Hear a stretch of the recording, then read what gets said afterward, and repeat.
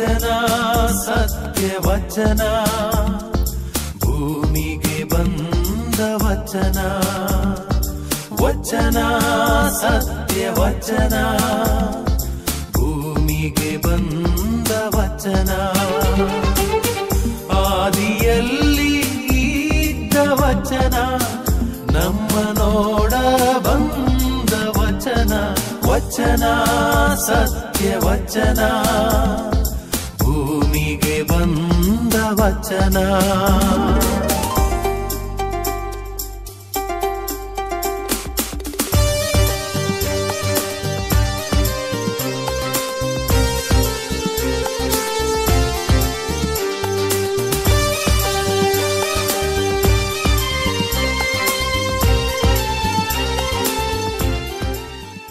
ದೇವರ ವಾಕ್ಯವನ್ನು ಆಲಿಸೋಣ. ಆದಿಕಾಂಡ ಅಧ್ಯಾಯ 3 ವಾಕ್ಯ 1-6. ಸರ್ವೇಶ್ವರನಾದ ದೇವರು ಉಂಟು ಮಾಡಿದ ಭೂಜಂತುಗಳಲ್ಲಿ ಅತಿ ಯುಕ್ತವುಳ್ಳದ್ದು ಸರ್ಪ. ಅದು ಮಹಿಳೆಯ ಬಳಿಗೆ ಬಂದು, ಏನಮ್ಮ, ತೋಟದಲ್ಲಿರುವ ಯಾವ ಮರದ ಹಣ್ಣನ್ನು ತಿನ್ನಕೂಡದು ಎಂದು ದೇವರು ಆಜ್ಞೆ ಮಾಡಿರುವುದು ನಿಜವೋ ಎಂದು ಕೇಳಿತು. ಅದಕ್ಕೆ ಆ ಮಹಿಳೆ, ತೋಟದಲ್ಲಿರುವ ಮರಗಳ ಹಣ್ಣನ್ನು ನಾವು ತಿನ್ನಬಹುದು, ಆದರೆ ಅದರ ನಡುವೆ ಇರುವ ಆ ಮರದ ಹಣ್ಣನ್ನು ಮಾತ್ರ ತಿನ್ನಲು ಕೂಡದು, ಮುಟ್ಟಲೂ ಕೂಡದು, ತಿಂದರೆ ಸಾಯುವಿರಿ ಎಂದು ದೇವರು ಹೇಳಿದ್ದಾರೆ ಎಂದು ಉತ್ತರ ಕೊಟ್ಟಳು. ಆಗ ಸರ್ಪ, ಆ ಮಾತು ನಿಜವಲ್ಲ, ನೀವು ಸಾಯುವುದು ಸುಳ್ಳು. ಇದರ ಹಣ್ಣನ್ನು ತಿಂದ ಕೂಡಲೇ ನಿಮ್ಮ ಕಣ್ಣುಗಳು ತೆರೆಯುವು, ನೀವು ದೇವರಂತೆಯಾಗಿ ಒಳಿತು ಕೆಡುಕುಗಳನ್ನು ಅರಿತು ಜ್ಞಾನಿಗಳು ಆಗಿಬಿಡುವಿರಿ. ಇದು ದೇವರಿಗೆ ಚೆನ್ನಾಗಿ ಗೊತ್ತುಂಟು ಎಂದಿತು.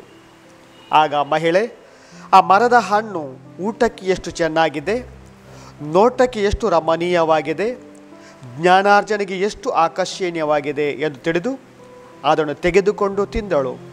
ಸಂಗಡವಿದ್ದ ಗಂಡನಿಗೂ ಕೊಟ್ಟಳು, ಅವನು ತಿಂದನು. ದೇವರ ವಾಕ್ಯವಿದು. ದೇವರಿಗೆ ಕೃತಜ್ಞತೆ ಸಲ್ಲಲಿ. ಪ್ರಭು ಯೇಸುವಿನಲ್ಲಿ ನನ್ನ ಪ್ರೀತಿಯ ಸಹೋದರ ಮತ್ತು ಸಹೋದರಿಯರೇ, ಈ ವರ್ಷವನ್ನು ನಾವು ಕುಟುಂಬದ ವರ್ಷವನ್ನಾಗಿ ನಮ್ಮ ಧರ್ಮಕ್ಷೇತ್ರದಲ್ಲಿ ನಾವು ಆಚರಣೆ ಮಾಡ್ತಾ ಇದ್ದೇವೆ. ಕುಟುಂಬಗಳು ಪವಿತ್ರ ಕುಟುಂಬಗಳಾಗಬೇಕು.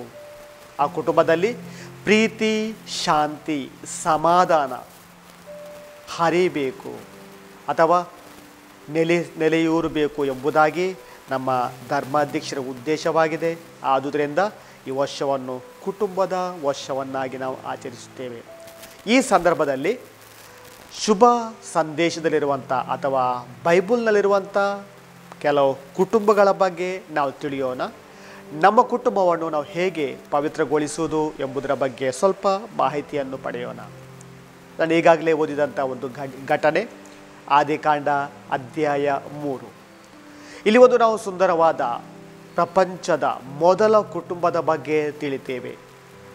ಆದಾಮ ಮತ್ತು ಹವ್ವ ಒಂದು ಶ್ರೇಷ್ಠವಾದ ಕುಟುಂಬ. ದೇವರು ತನ್ನ ಸ್ವರೂಪದಲ್ಲಿ ಅವರನ್ನು ಉಂಟು ಮಾಡಿದರು, ಗಂಡು ಹೆಣ್ಣನ್ನಾಗಿ ಅವರನ್ನು ಉಂಟು ಮಾಡಿದರು. ಮಾತ್ರವಲ್ಲ, ಅವರು ಒಂದು ಪವಿತ್ರ ಕುಟುಂಬವಾಗಿ ಜೀವಿಸಬೇಕು ಎಂಬುದೇ ದೇವರ ಇಚ್ಛೆಯಾಗಿತ್ತು.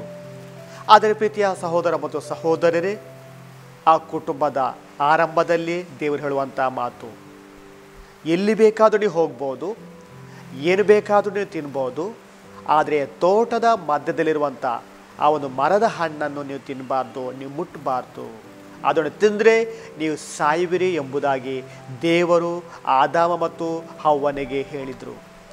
ಆದರೆ ಈ ಮಾತನ್ನು ಗಣನೆಗೆ ತೆಗೆದುಕೊಳ್ಳದೆ ಹವ್ವ ಮತ್ತು ಆದಾಮ ಹೇಗೆ ಸೈತಾನನ ಮಾತಿಗೆ ಮರಳಾಗ್ತಾರೆ ಮತ್ತು ತಮ್ಮ ಕುಟುಂಬವನ್ನು ಹೇಗೆ ನಾಶ ಮಾಡ್ತಾರೆ ಎಂಬುದನ್ನು ಈ ಒಂದು ಘಟನೆಯಿಂದ ನಾವು ತಿಳಿತಾ ಇದ್ದೇವೆ. ಪ್ರೀತಿಯ ಸಹೋದರ ಮತ್ತು ಸಹೋದರರೇ, ಪ್ರಪಂಚದ ಮೊದಲ ಕುಟುಂಬ, ದೇವರ ಪ್ರೀತಿಯಲ್ಲಿ ಬೆಳಿಬೇಕಾದಂಥ ಕುಟುಂಬ, ಸೈತಾನನ ಮಾತನ್ನು ಕೇಳಿ ದೋಷಾರೋಪಣೆ ಹೊಂದುತ್ತೆ, ಅಥವಾ ದೇವರ ಮಾತಿಗೆ ವಿರೋಧವಾಗಿ ನಡೆದು ದೇವರ ಸಮ್ಮುಖದಿಂದ ಹೊರಗೆ ಹೋಗುವಂಥ ಪರಿಸ್ಥಿತಿ ಅಲ್ಲಿ ಉದ್ಭವವಾಗುತ್ತೆ ಎಂಬುದನ್ನು ನಮಗೆ ತಿಳಿಯುತ್ತೆ. ಮೊದಲ ಕುಟುಂಬ ದೇವರ ಪ್ರೀತಿಯಲ್ಲಿ ಬೆಳಿಬೇಕಾಗಿತ್ತು, ಎಲ್ಲ ಕುಟುಂಬಗಳಿಗೆ ಆದರ್ಶವಾಗಬೇಕಿತ್ತು. ಆದರೂ ಆ ಕುಟುಂಬ ದೇವರ ಮಾತನ್ನು ಮೀರಿ ಸೈತಾನನ ಮಾತಿಗೆ ಮನ್ನಣೆ ಕೊಡುತ್ತದೆ. ಅಂದರೆ ದೇವರ ಮಾತಿಗೆ ಅಲ್ಲಿ ಆ ಕುಟುಂಬದಲ್ಲಿ ಮಹತ್ವ ಸಿಗಲಿಲ್ಲ ಎಂಬುದಾಗಿ ನಮಗೆ ಈ ಘಟನೆಯಿಂದ ನಮಗೆ ತಿಳಿಯುತ್ತೆ. ಮಾತ್ರವಲ್ಲ, ಅವರು ದೇವರ ಸ್ವರೂಪದಲ್ಲಿದ್ದರೂ ಕೂಡ ದೇವರನ್ನು ಅವರು ಪಾಲಿಸಿಲ್ಲ, ದೇವರ ಮಾತನ್ನು ಅವರು ಆಲಿಸಿಲ್ಲ, ಬದಲಾಗಿ ಸೈತಾನನ ಮಾತನ್ನು ಆಲಿಸ್ತಾರೆ, ಸೈತಾನನಿಗೆ ಕರೆಗೊಡ್ತಾರೆ, ಅಥವಾ ಸೈತಾನನ ಮಾತಿನ ಪ್ರಕಾರ ನಡೀತಾರೆ ಎಂಬುದಾಗಿ ಈ ಒಂದು ಘಟನೆಯಿಂದ ನಮಗೆ ತಿಳಿಯುತ್ತೆ. ನಮ್ಮ ಕುಟುಂಬದಲ್ಲಿ ಕೂಡ ನಾವು ಒಂದು ದೃಷ್ಟಿ ಹಾಯಿಸಿದಾಗ, ಪ್ರೀತಿಯ ಸಹೋದರ ಮತ್ತು ಸಹೋದರರೇ, ಅನೇಕ ಬಾರಿ ನಮ್ಮ ಕುಟುಂಬದಲ್ಲಿ ಕೂಡ ದೇವರ ವಾಕ್ಯಕ್ಕೆ ನಾವು ಮಹತ್ವ ಕೊಡೋಲ್ಲ. ಪ್ರಾರ್ಥನೆ ನಮ್ಮ ಕುಟುಂಬದಲ್ಲಿ ತುಂಬ ವಿರಳವಾಗಿದೆ. ದೇವರ ವಾಕ್ಯಕ್ಕೆ ನಾವು ಕುಟುಂಬದಲ್ಲಿ ಮಹತ್ವ ಕೊಡೋಲ್ಲ. ಕೆಲವು ಸಲ ನಮ್ಮ ಕುಟುಂಬದಲ್ಲಿ ದೇವರ ವಾಕ್ಯವನ್ನು ನಾವು ಓದುವುದೇ ಇಲ್ಲ, ಬದಲಾಗಿ ಬೇರೆಯವರ ಮಾತನ್ನು ನಾವು ಕೇಳ್ತೇವೆ. ನಮ್ಮ ಕುಟುಂಬದಲ್ಲಿ ಕೂಡ ಹಾಗೇನೆ, ಗಂಡ ಹೆಂಡತಿಯ ಮಾತುಗಳನ್ನು ಬಿಟ್ಟು ನಾವು ಬೇರೆಯವರ ಮಾತನ್ನು ಕೇಳ್ತೇವೆ. ಆ ಬೇರೆಯವರ ಮಾತಿಂದ ನಮ್ಮ ಕುಟುಂಬ ಕೂಡ ವಿಭಜನೆಯಾಗುವಂಥ ಪರಿಸ್ಥಿತಿ ಉಂಟಾಗುತ್ತೆ. ಯಾಕಂದರೆ ನನಗೊಂದು ಕುಟುಂಬ ಗೊತ್ತು, ಆ ಕುಟುಂಬ ತುಂಬ ಅನ್ಯೋನ್ಯತೆಯಿಂದಿತ್ತು, ಪ್ರೀತಿಯಿಂದ ಜೀವಿಸ್ತಾ ಇದ್ದರು, 2 ಮಕ್ಕಳು ಕೂಡ ಆ ಕುಟುಂಬದಲ್ಲಿತ್ತು. ಆದರೆ ಯಾರೋ ಒಬ್ಬ 3ನೇ ವ್ಯಕ್ತಿ ಈ ಕುಟುಂಬದ ಬಗ್ಗೆ ಒಂದು ತಪ್ಪು ಅಭಿಪ್ರಾಯ ಗಂಡನಿಗೆ ಕೊಟ್ಟಾಗ ಆ ಕುಟುಂಬ ವಿಭಜನೆಯಾಗುತ್ತೆ. ಆ ಕುಟುಂಬ ಡೈವೋರ್ಸಿಗೆ ಕೂಡ ಮತ್ತು ಅವರು ಅಪ್ಲಿಕೇಶನ್ ಕಳಿಸ್ತಾರೆ. ಈ ವಿಷಯ ಕೂಡ ನನಗೆ ಗೊತ್ತು. ಅಂದರೆ ಕುಟುಂಬದಲ್ಲಿ ನಮ್ಮ ಮಾತನ್ನು ನಾವು ಕೇಳಬೇಕು. ಯಾವಾಗ ನಾವು ಹೊರಗಿನ ಜನರ ಮಾತನ್ನು ಕೇಳಿ ನಮ್ಮ ಕುಟುಂಬವನ್ನು ನಾವು ಕುಟುಂಬದ ನಾಶಕ್ಕೆ ನಾವು ಕಾರಣರಾಗ್ತೇವೆ ಎಂಬುದು ಈ ಒಂದು ಘಟನೆಯಿಂದ ನಮಗೆ ತಿಳಿಯುತ್ತೆ. ಆದ ಕಾರಣ ದೇವರ ವಾಕ್ಯಕ್ಕೆ ನಾವು ಮಹತ್ವ ಕೊಡಬೇಕು. ಹಾಗೆಯೇ ಬೇರೆಯವರ ಮಾತನ್ನು ಕೇಳದೆ ಉಳಿದೆಲ್ಲ ಚೆನ್ನಾಗಿದೆ, ನಮ್ಮದು ಚೆನ್ನಾಗಿಲ್ಲ, ಅವರ ಮನೆ ಚೆನ್ನಾಗಿದೆ, ನಮ್ಮ ಮನೆ ಚೆನ್ನಾಗಿಲ್ಲ, ಅವರಲ್ಲಿ ಆ ಒಂದು ವಸ್ತು ಇದೆ, ನಮ್ಮಲ್ಲಿ ಆ ವಸ್ತು ಇಲ್ಲ, ಇಂಥ ಒಂದು ಭಾವನೆಯಿಂದ ಕೂಡ ನಾವು ಅನೇಕ ಬಾರಿ ಜೀವಿಸ್ತೇವೆ. ಯಾಕಂದರೆ ಅವನಿಗೆ ಕೂಡ ಆ ಮರದ ಹಣ್ಣನ್ನು ನೋಡಿದಾಗ ಆ ಹಣ್ಣು ಎಷ್ಟು ಸುಂದರವಾಗಿದೆ, ಅದು ತಿನ್ನಲಿಕ್ಕೆ ಎಷ್ಟು ರುಚಿಯಾಗಿರ್ಬೋದು ಎಂಬ ಭಾವನೆ ಬಂತು. ಹಾಗೆಯೇ ನಮ್ಗೆ ಕೂಡ ನಮ್ಮ ಕುಟುಂಬದಲ್ಲಿ ಒಮ್ಮೊಮ್ಮೆ ಹೊರಗಿನ ವಸ್ತುಗಳು, ಹೊರಗಿನ ಕುಟುಂಬಗಳು, ಹೊರಗಿನ ವ್ಯಕ್ತಿಗಳು ನಮಗೆ ಚೆನ್ನಾಗಿ ಕಾಣ್ತಾರೆ. ನಮ್ಮೊಳಗಿರುವಂಥ ವ್ಯಕ್ತಿಗಳು, ನಮ್ಮ ಕುಟುಂಬದಲ್ಲಿದ್ದಂಥ ವ್ಯಕ್ತಿಗಳು ನಮಗೆ ಚೆನ್ನಾಗಿ ಕಾಣುವುದಿಲ್ಲ. ಆದ ಕಾರಣ ಇಂಥ ಸಂದರ್ಭಗಳು ನಮ್ಮ ಕುಟುಂಬದಲ್ಲಿ ಕೂಡ ಬರ್ತಾ ಇರ್ತವೆ. ಆದ ಕಾರಣ ಈ ಕುಟುಂಬ ಖಂಡಿತವಾಗಿ ನಾವೊಂದು ಆದರ್ಶ ಅಂತ ತಗೊಳ್ಳಿಕ್ಕೆ ಬರೋಲ್ಲ. ಯಾಕಂದರೆ ಅವರು ದೇವರ ಮಾತಿಗೆ ಮನ್ನಣೆ ಕೊಟ್ಟಿಲ್ಲ, ಸೈತಾನನ ಮಾತಿಗೆ ಮನ್ನಣೆ ಕೊಟ್ಟರು. ಅವರಿಗೆ ಹೊರಗಿದ್ದೆಲ್ಲ ಚೆನ್ನಾಗಿ ಕಂಡಿತು, ತಮ್ಮೊಳಗಿದ್ದದ್ದು ಚೆನ್ನಾಗಿ ಕಂಡಿಲ್ಲ. ಆದುದರಿಂದ ಈ ಕುಟುಂಬ ನಮಗೆ ಆದರ್ಶ ಅಲ್ಲ ಎಂಬುದಾಗಿ ನಾವು ಯೋಚಿಸ್ಬೋದು. ಹಾಗೆಯೇ ಪ್ರೀತಿಯ ಸಹೋದರ ಮತ್ತು ಸಹೋದರಿಯರೇ, ನಮ್ಮ ಪವಿತ್ರ ಬೈಬಲ್ನಲ್ಲಿರುವಂಥ ಇನ್ನೊಂದು ಕುಟುಂಬ ಅನಾನಿಯ ಮತ್ತು ಸಫೀರಾ, ಈ ಇಬ್ಬರು ಗಂಡ ಹೆಂಡತಿಯರು. ನಾವು ಹೊಸ ಒಡಂಬಡಿಕೆಯ ಧರ್ಮ ಪ್ರೇಷಿತರ ಕಾರ್ಯಕಲಾಪದಲ್ಲಿ 5ನೇ ಅಧ್ಯಾಯದಲ್ಲಿ ಇದೊಂದು ಘಟನೆ ನಾವು ಓದ್ತಾ ಇದ್ದೇವೆ. ಅನಾನಿಯ ಮತ್ತೊಂದು ಸಫೀರಾ ಒಂದು ಕುಟುಂಬ. ಅವರು ಪೇತ್ರನ ಮಾತುಗಳನ್ನು ಕೇಳಿ ತಾವು ಕೂಡ ಏನಾದರೂ ದಾನ ಮಾಡಬೇಕು, ನಾವು ಕೂಡ ಧರ್ಮಸಭೆಗಾಗಿ ಏನಾದರೂ ಕೊಡಬೇಕು ಎಂಬ ಒಂದು ಭಾವನೆಯಿಂದ ತಮ್ಮಲ್ಲಿದ್ದಂಥ ಎಲ್ಲ ಆಸ್ತಿಯನ್ನು ಅವರು ಮಾರ್ತಾರೆ. ಬಂದಂಥ ಹಣವನ್ನು, ಅರ್ಧ ಹಣವನ್ನು ಪೇತ್ರನಿಗೆ ಕೊಡ್ತಾರೆ, ಅರ್ಧ ಹಣವನ್ನು ತಮ್ಮೊಳಗೆ ಬಚ್ಚಿಡ್ತಾರೆ. ಅಂದರೆ ತಮ್ಮೊಳಗೇ ಒಂದು ರೀತಿಯ ಗುಟ್ಟಿನ ವ್ಯವಹಾರ ಅವರು ಮಾಡ್ತಾರೆ. ಇಲ್ಲಿ ಇದು ವಿಶೇಷ, ತುಂಬ ಮಹತ್ವದ್ದು. ಅವರಿಗೆ ಸಿಕ್ಕಿದಂಥ ಎಲ್ಲ ಹಣವನ್ನು ಪೇತ್ರನಿಗೆ ಕೊಡ್ಬೋದಿತ್ತು, ಅಥವಾ ಅವರಿಗೆ ಮಾರುವಂಥ ಅಗತ್ಯ ಕೂಡ ಇದ್ದಿಲ್ಲ. ಸಿಕ್ಕಿದೆಲ್ಲ ಹಣವನ್ನು ತಮ್ಮಲ್ಲಿ ಇಡ್ಬೋದಿತ್ತು. ಆದರೆ ಅವರು ಅರ್ಧ ಹಣವನ್ನು ಕೊಟ್ಟು ಅರ್ಧ ಹಣವನ್ನು ತಮ್ಮಲ್ಲಿ ಇಟ್ಟರು, ಅರ್ಧ ಸಂಪತ್ತನ್ನು ತಮ್ಮಲ್ಲಿ ಅಡಗಿಸಿಟ್ರು. ಇದನ್ನು ತಿಳಿದಂಥ ಪೇತ್ರ ಅವರಿಗೆ ಹೇಳುವಂಥ ಮಾತು, ನೀವು ಯಾಕೆ ಹೀಗೆ ಮಾಡಿದ್ರಿ? ಇಡೀ ಆಸ್ತಿ ನಿಮ್ಮದೇ ಆಗಿತ್ತು, ಎಲ್ಲ ಹಣವು ನಿಮ್ಮದೇ ಆಗಿತ್ತು, ಆದರೆ ಅರ್ಧವನ್ನು ಕೊಟ್ಟು ಅರ್ಧವನ್ನು ಗುಟ್ಟಾಗಿ ಅಡಗಿಸಿಟ್ಟಿದ್ದು ಯಾಕೆ? ಇದರಿಂದ ಆ ಕುಟುಂಬನೇ ನಾಶವಾಗುತ್ತೆ ಎಂಬುದಾಗಿ ದೇವರ ವಾಕ್ಯ ನಮಗೆ ಹೇಳುತ್ತೆ. ಅಂದರೆ ಅನಾನಿಯ ಮತ್ತು ಸಫೀರಾ ಎಲ್ಲರೂ ಹೊರಗಿನವರು, ಕೊಡ್ತಾರೆ, ಬೇರೆಯವರೆಲ್ಲ ದಾನ ಮಾಡ್ತಾರೆ ಅಂತ ಇವರು ಕೂಡ ದಾನ ಮಾಡಲಿಕ್ಕೆ ಹೊರಟರು. ಆದರೂ ಅವರಲ್ಲಿದ್ದಂಥ ಆಶೆ, ಆ ಪ್ರಲೋಭನೆ, ಸ್ವಾರ್ಥ ಆ ಕುಟುಂಬದ ನಾಶಕ್ಕೆ ಕಾರಣವಾಯಿತು ಎಂದು ಹೇಳಿದ್ರು ಕೂಡ ಖಂಡಿತವಾಗಿ ತಪ್ಪಾಗಲಿಕ್ಕಿಲ್ಲ. ಆದುದರಿಂದ ಪ್ರೀತಿಯ ಸಹೋದರ ಮತ್ತು ಸಹೋದರಿಯರೇ, ಅನಾನ್ಯ ಮತ್ತು ಸಫೀರ ಈ ಕುಟುಂಬ ಕೂಡ ನಮಗೆ ಆದರ್ಶವಲ್ಲ. ನಮ್ಮೆದುರಿಗಿರುವಂಥ ಇನ್ನೊಂದು ಕುಟುಂಬ ಹಳೆ ಒಡಂಬಡಿಕೆಯಲ್ಲಿ ನಾವು ನೋಡ್ತಾ ಇದ್ದೇವೆ. ನವೋಮಿ ಮತ್ತು ರೂತ್, ಅತ್ತೆ ಮತ್ತು ಸೊಸೆ.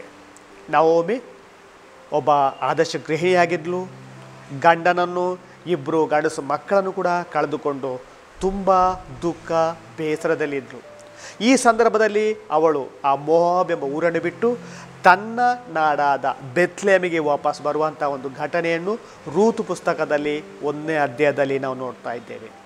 ಹೀಗೆ ವಾಪಸ್ ಬರಬೇಕಾದ್ರೆ ನವೋಮಿ ತನ್ನ ಸೊಸೆ ರೂತ್ ಮತ್ತು ಆರ್ಫಾ ಇಬ್ಬರು ಸೊಸೆ ಅಂದಿದ್ರು, ಮಕ್ಕಳಿಬ್ಬರು ಸಾಯ್ತಾರೆ, ಗಂಡನ ಕೂಡ ಸಾಯ್ತಾನೆ. ಇಬ್ಬರನ್ನು ಕರ್ಕೊಂಡು ವಾಪಸ್ ಬರ್ತಿರ್ಬೇಕಾದ್ರೆ ನವೋಮಿಗೆ ತನ್ನ ಸೊಸೆ ಮೇಲೆ ಕನಿಕರ ಬರುತ್ತೆ. ಆ ನವೋಮಿ ಹೇಳ್ತಾಳೆ, ನೋಡಿ ಸೊಸೆಂದಿರೆ, ನೀವು ನನ್ನೊಟ್ಟಿಗಿದ್ದೀರಿ, ನನ್ನೊಟ್ಟಿಗೆ ಬರ್ತಾ ಇದ್ದೀರಿ, ನೀವು ನಿಮ್ಮ ಊರಿಗೆ ವಾಪಸ್ ಹೋಗಿ. ಯಾಕೆಂದರೆ ನಿಮ್ಮ ಗಂಡಂದಿರು ಇನ್ನೂ ಸತ್ತಿದ್ದಾರೆ, ಇನ್ನು ಅವ್ರು ಖಂಡಿತವಾಗಿ ಎದ್ದು ಬರೋದಿಲ್ಲ. ಆದ ಕಾರಣ ನೀವು ನಿಮ್ಮ ತಾಯಿಯ ಊರಿಗೆ ಹೋಗಿ, ನಿಮ್ಮ ಮನೆಗೆ ಹೋಗಿ ಬೇರೆ ಮದುವೆ ಮಾಡಿಕೊಂಡು ಗಂಡನೊಂದಿಗೆ ಸುಖವಾಗಿ ಬಾಳಿ ಎಂಬುದಾಗಿ ನವೋಮಿ ಹೇಳಿದಾಗ ಓರ್ಫಾ ಮತ್ತು ರೂತು ಒಪ್ಪಲ್ಲ. ಇಲ್ಲ, ನಾವು ನಿಮ್ಮ ಸಂಗಡನೆ ನಿಮ್ಮ ಊರಿಗೆ ಬರ್ತೇವೆ ಎಂಬುದಾಗಿ ಅವ್ರು ಹೇಳ್ತಾರೆ. ಆದರೆ ನವೋಮಿಗೆ ಯಾಕೋ ಸರಿ ಕಾಣೋಲ್ಲ. ಯಾಕೆಂದರೆ ಅವರಿನ್ನೂ ವಯಸ್ಕರು, ಅವರಿಗೆ ಇನ್ನೂ ವಯಸ್ಸಿದೆ, ಇನ್ನೂ ಮಕ್ಕಳನ್ನು ಮದುವೆ ಮಾಡಿಕೊಂಡು ಮಕ್ಕಳನ್ನು ಹೆರುವಂಥ ಒಂದು ಸಾಮರ್ಥ್ಯ ಇದೆ ಎಂದು ತಿಳಿದಂಥ ನವೋಮಿ ಹೇಳ್ತಾಳೆ, ಇಲ್ಲ, ನೀವು ನಿಮ್ಮ ಊರಿಗೆ ಹೋಗಿ, ನಿಮ್ಮ ತಾಯಿ ಮನೆಗೆ ಹೋಗಿ ಅಲ್ಲಿ ಬೇರೆ ಗಂಡಂದಿರೇ ನೋಡಿಕೊಂಡು ಮದುವೆ ಮಾಡಿಕೊಳ್ಳಿ.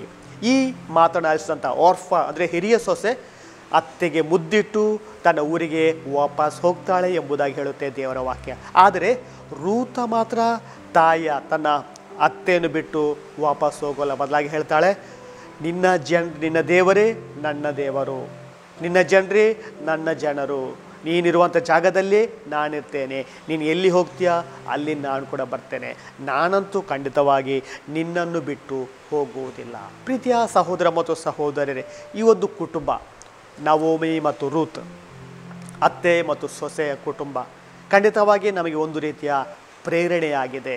ಯಾಕಂದರೆ ಆ ರೂತ ಸೊಸೆಯಾಗಿದ್ದರೂ ಕೂಡ ನವೋಮಿ ತನ್ನ ಅತ್ತೆ ಜನರನ್ನೇ ತನ್ನ ಜನರನ್ನಾಗಿ ಸ್ವೀಕರಿಸಿದ್ಲು. ಆಕೆಯ ದೇವರನ್ನೇ ತನ್ನ ದೇವರೆಂದು ಅವಳು ಸ್ವೀಕಾರ ಮಾಡಿದ್ದಾಳೆ. ಅಂದರೆ ಅವಳಲ್ಲಿ ಒಂದು ರೀತಿಯ ಅವರಲ್ಲಿರುವಂಥ ಒಂದು ರೀತಿಯ ಉತ್ತಮ ಬಾಂಧವ್ಯ ನಮಗೆ ಕಾಣುತ್ತೆ.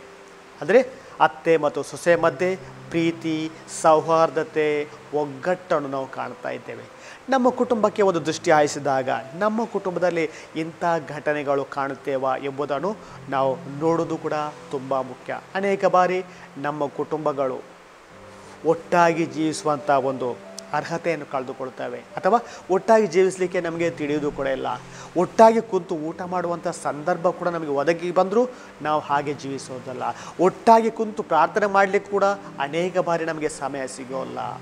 ಒಗ್ಗಟ್ಟಾಗಿರೋದು, ಒಟ್ಟಾಗಿರಲಿಕ್ಕೆ ನಮಗೆ ತುಂಬ ಕಷ್ಟ. ಅದು ಮಾತ್ರವಲ್ಲ, ನಮ್ಮ ಕುಟುಂಬದಲ್ಲಿ ಒಮ್ಮೊಮ್ಮೆ ಒಗ್ಗಟ್ಟು ಕೂಡ ಇರೋಲ್ಲ.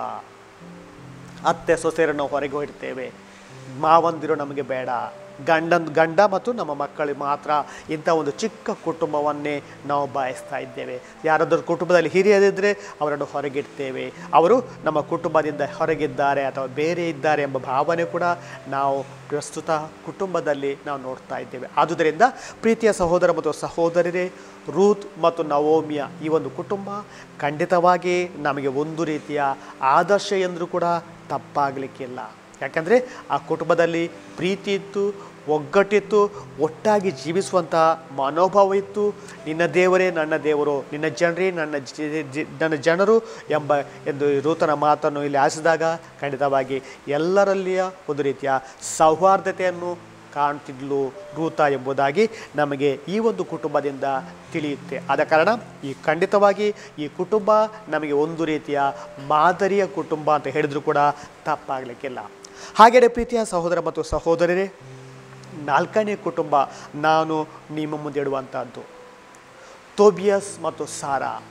ಹಳೆ ಒಡಂಬಡಿಕೆಯಲ್ಲಿ ಇನ್ನೊಂದು ಘಟನೆ, ತೋಬಿತಾ ಎಂಬ ಪುಸ್ತಕದಲ್ಲಿ ಈ ಒಂದು ಘಟನೆಯನ್ನು ನಾವು ಓದ್ತಾ ಇದ್ದೇವೆ.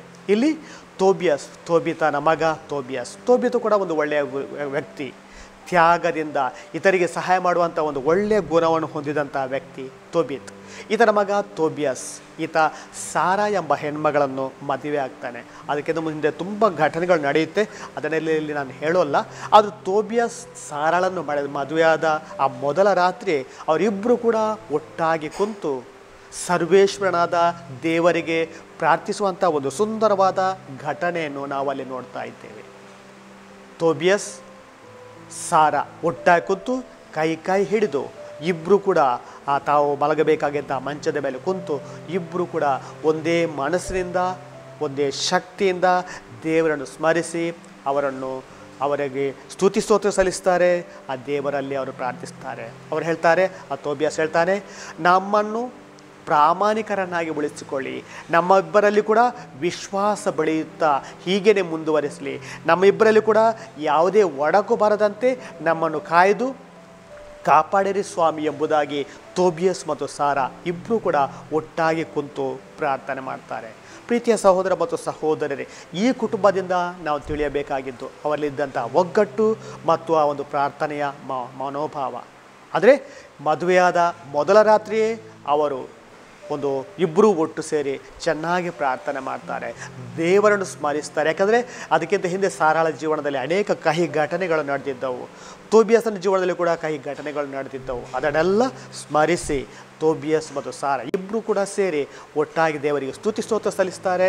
ಮಾತ್ರವಲ್ಲ, ಅಲ್ಲಿ ಪ್ರಾಮಾಣಿಕತೆ ಬಗ್ಗೆ ತೋಬಿಯಸ್ ಪ್ರಾರ್ಥಿಸ್ತಾನೆ, ಇಬ್ಬರಲ್ಲೂ ಕೂಡ ವಿಶ್ವಾಸ ಇನ್ನೂ ಹೆಚ್ಚಾಗಿ ಬೆಳೀಲಿ ಎಂಬುದಾಗಿ ಪ್ರಾರ್ಥಿಸ್ತಾರೆ. ನಾವು ಕೂಡ ಹಾಗೇನೆ ಮದುವೆಯ ಸಂದರ್ಭದಲ್ಲಿ ಬೇರೆ ಬೇರೆ ರೀತಿಯ ಶಪಥಗಳನ್ನು ಮಾಡ್ತಾ ಇದ್ದೇವೆ, ಅದನ್ನು ಅನೇಕ ಬಾರಿ ಪಾಲಿಸುವುದಿಲ್ಲ. ಆದರೆ ಇಲ್ಲಿ ತೋಬಿಯಸ್ ಮತ್ತು ಸಾರಾ ಆ ಒಂದು ಶಪಥಗಳನ್ನು ಚೆನ್ನಾಗಿ ವಾಗ್ದಾನಗಳನ್ನು ಚೆನ್ನಾಗಿ ಪಾಲಿಸಿದರು ಎಂಬುದು ಖಂಡಿತವಾಗಿ ನಮಗೆ ತಿಳಿಯುತ್ತೆ. ಆದುದರಿಂದ ಪ್ರೀತಿಯ ಸಹೋದರ ಮತ್ತು ಸಹೋದರರೇ, ನಾನೀಗ 4 ಕುಟುಂಬಗಳ ಬಗ್ಗೆ ನಿಮಗೆ ಹೇಳಿದೆ. ಆದಾಮ ಮತ್ತು ಹವ್ವ, ಅನಾನಿಯ ಮತ್ತು ಸಫೀರಾ, ಈ 2 ಕುಟುಂಬಗಳು ಕೂಡ ದೇವರಿಂದ ದೂರ ಹೋದವು ಅಥವಾ ದೇವರಿಗೇನೆ ಮೋಸ ಮಾಡಿದಂಥ ಕುಟುಂಬಗಳು. ಒಂದು ರೀತಿಯಿಂದ ದೇವರಿಂದ ದೂರ ಹೋದಂಥ ಕುಟುಂಬಗಳು, ದೇವರ ವಾಕ್ಯಕ್ಕೆ ವಿರೋಧವಾಗಿ ಹೋದಂಥ ಕುಟುಂಬಗಳು ಎಂಬುದಾಗಿ ನಾವು ತಿಳಿಯಬಹುದು. ಹಾಗೆಯೇ ಮೂರನೇ ಕುಟುಂಬ ನಾನು ಹೇಳಿದೆ, ನವೋಮಿ ಮತ್ತು ರೂತ, ಹಾಗೆಯೇ ತೋಬಿಯಸ್ ಮತ್ತು ಸಾರಾಳ.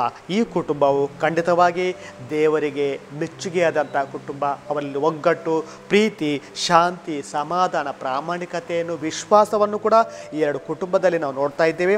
ಆದ ಕೂಡ ನಮ್ಮ ಕುಟುಂಬಗಳು ಕೂಡ ಇಂಥ ಒಂದು ಸುಂದರವಾದ ವಾತಾವರಣದಲ್ಲಿ ಬೆಳೆದಾಗ ಖಂಡಿತವಾಗಿ ದೇವರ ಆಶೀರ್ವಾದ ನಮ್ಮ ಕುಟುಂಬದ ಮೇಲೆ ನಮಗೆ ಸಿಗುತ್ತೆ. ಹಾಗೆಯೇ ಪ್ರೀತಿಯ ಸಹೋದರ ಮತ್ತು ಸಹೋದರರೇ, ಈ 2 ಕುಟುಂಬಗಳು ನಮಗೆ ಆದರ್ಶವಾಗಿದ್ದರೂ ನಮಗೆ ಇನ್ನೊಂದು ಶ್ರೇಷ್ಠವಾದ ಕುಟುಂಬ ಆದರ್ಶವಾಗಿದೆ, ಮಾದರಿಯಾಗಿದೆ. ಅದೇ ನಜರೇತಿನ ಪವಿತ್ರ ಕುಟುಂಬ. ಮೇರಿ ಮಾತೆ, ಯೋಸೇಪ ಹಾಗೂ ಯೇಸು ಸ್ವಾಮಿಯಿಂದ ತುಂಬ ಸಂಪದ್ಭರಿತವಾದ ಕುಟುಂಬ, ಫಲವತ್ತತೆಯ ಕುಟುಂಬ, ಆದರ್ಶ ಕುಟುಂಬ, ಮಾದರಿಯ ಕುಟುಂಬ ಎಂಬುದಾಗಿ ನಾವು ಬೇರೆ ಬೇರೆ ರೀತಿಯಿಂದ ಕರೀಬಹುದು. ಯಾಕಂದರೆ ಆ ಕುಟುಂಬದಲ್ಲಿ ಪ್ರೀತಿ, ಶಾಂತಿ, ಸಮಾಧಾನ, ತ್ಯಾಗ, ಕ್ಷಮೆ ಎಲ್ಲವೂ ಕೂಡ ವ್ಯಾಪಿಸಿತ್ತು. ಆದ ಕಾರಣ ಆ ಕುಟುಂಬ ನಮಗೆ ಒಂದು ಪವಿತ್ರವಾದ ಕುಟುಂಬ ಮಾತ್ರವಲ್ಲ, ನಮ್ಮೆಲ್ಲ ಕುಟುಂಬಗಳಿಗೆ ಮಾದರಿಯಾಗಿದೆ, ಪ್ರೇರಣೆಯಾಗಿದೆ. ಆದುದರಿಂದ ಪ್ರೀತಿಯ ಸಹೋದರ ಮತ್ತು ಸಹೋದರರೇ, ಕುಟುಂಬದ ವರ್ಷವನ್ನು ಆಚರಿಸುವಂತೆ ಈ ಸಂದರ್ಭದಲ್ಲಿ ಮೇರಿ ಮಾತೆ, ಜೋಸೇಫ ಮತ್ತು ಯೇಸುವಿನ ಈ ಪವಿತ್ರ ಕುಟುಂಬವನ್ನು ನಮ್ಮ ಒಂದು ಮಾದರಿ ಕುಟುಂಬವನ್ನಾಗಿ ನಿರ್ಮಿಸೋಣ. ಆ ಮುಖಾಂತರ ಆ ಕುಟುಂಬದಲ್ಲಿದ್ದಂಥ ಎಲ್ಲ ಒಳ್ಳೆಯ ಗುಣಗಳನ್ನು ನಮ್ಮ ಕುಟುಂಬಗಳಲ್ಲಿ ನಾವು ಬೆಳೆಸೋಣ. ಆ ಮುಖಾಂತರ ಒಂದು ಆದರ್ಶ ಕುಟುಂಬ ಬೆಳೆಸಲಿಕ್ಕೆ ಪ್ರಭು ಯೇಸು ಸ್ವಾಮಿ, ಮೇರಿ ಮಾತೆ, ಸಂತ ಜೋಸೇಫರು ನಮಗೆ ಸಹಾಯ ಮಾಡಲಿ, ನಮಗೆ ಪ್ರೇರಣೆ ಆಗಲಿ ಎಂಬುದಾಗಿ ಈ ವಾಕ್ಯವನ್ನು ಆಚರಿಸುವಾಗ ನಾವು ಧ್ಯಾನಿಸೋಣ. ಆಮೇನ್.